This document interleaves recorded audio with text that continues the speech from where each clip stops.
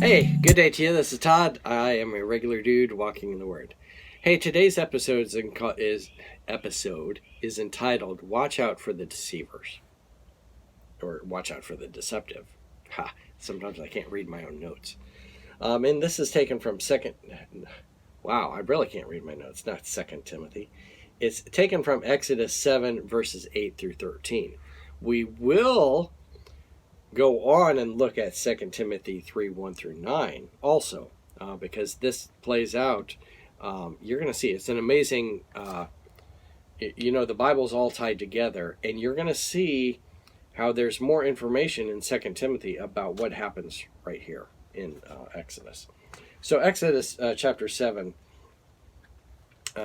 let's read this. And remember, we're now appearing before Pharaoh here. Okay, let me put my glasses on here. The Lord said to Moses and Aaron, when Pharaoh says to you, perform a miracle. Yeah, I still have COVID, so I still have the COVID cough. All right. When Pharaoh says to you, perform a miracle, then say to Aaron, take your staff and throw it down before Pharaoh, and it will become a snake. So Moses and Aaron went to Pharaoh and did just as the Lord commanded. Aaron threw down his staff down in front of Pharaoh and his officials, and it became a snake. Pharaoh then summoned wise men and sorcerers, and the Egyptian magicians also did the same things by their secret arts. Each one threw down his staff, and it became a snake.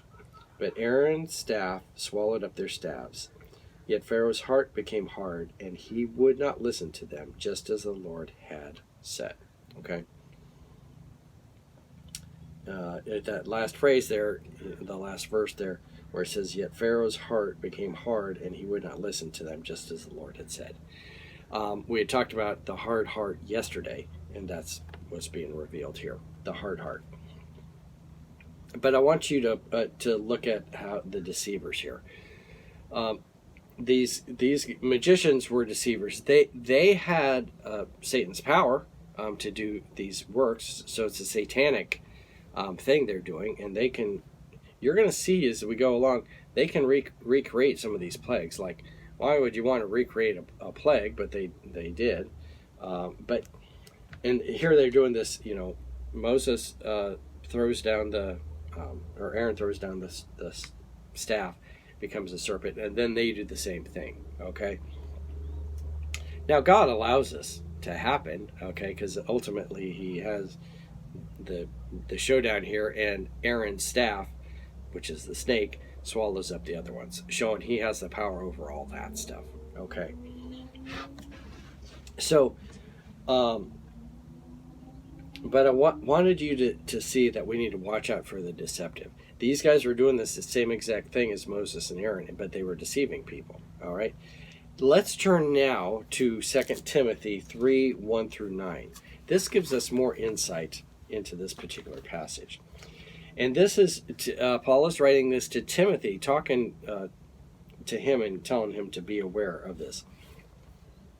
And this is verses 1 through 9. But mark this, there will be terrible times in the last days. Let me take a drink here. People will be lovers of themselves, lovers of money, boastful, proud, abusive, disobedient to their parents, ungrateful, unholy, without love, unforgiving, slanderous, without self-control, brutal, not lovers of the good, treacherous, rash, conceited, lovers of pleasure rather than lovers of God, having a form of godliness but denying its power. Have nothing to do with such people. Okay, that's a whole list that Paul gives to Timothy. That pretty much covers everything. I'm sure you can think of some other bad stuff there. But that covers a lot of the stuff here, okay? Now, he goes on in verse 6. Let me read verse 6 here. It says this, they are the kinds who worm their way into homes and gain control over gullible women, who are loaded down with sins and swayed by all kinds of evil desires. Always learning, but never able to come to a knowledge of the truth. Okay, so he's talking about these deceivers are coming, and they're preying on the weaker people, not the strong Christians, but they're preying on the weaker people. Now look at verse 7 or verse 8. This is the key thing. Just as Jannes and Jambres opposed Moses, so also these teachers oppose the truth. They are men of depraved minds who, as far as the faith is concerned, are rejected. But they will not get very far, because as in the case of those men, their folly will be clear to everyone. Now, you're looking at verse 8 there, and you're going, just as Jannes and Jambres opposed Moses, so also these teachers oppose the truth. You're like, what? I don't remember reading those names. No, it's not written in Exodus that these guys were the names Jannes and Jambres, but it's taken down through the Jewish history, and then it's written here by Paul that these are the two of the guys that were opposing Moses here, and they were deceivers. And he's pointing it out like, just as those guys were deceptive and opposing Moses, these people here in the New Testament are doing the same thing and opposing the godliness. Okay, opposing godliness. So you need to watch out today for those that are deceptive. They can be doing some of the same things that godly people do, and they're preying on the weaker Christians, of course. But just as it was happening here in Exodus and happening in the New Testament here, you have people that are deceivers and trying to lead people astray. And so there's all kinds of cults today started that are deceptive and leading people astray.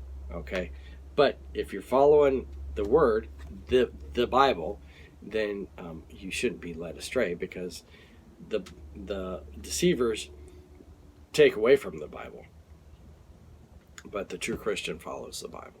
All right, so hopefully that makes sense. Thanks for watching. I'm just a regular dude walking in the Word, and I look forward to seeing you tomorrow as we continue our journey through Exodus. Lord's blessing. I'll see you then.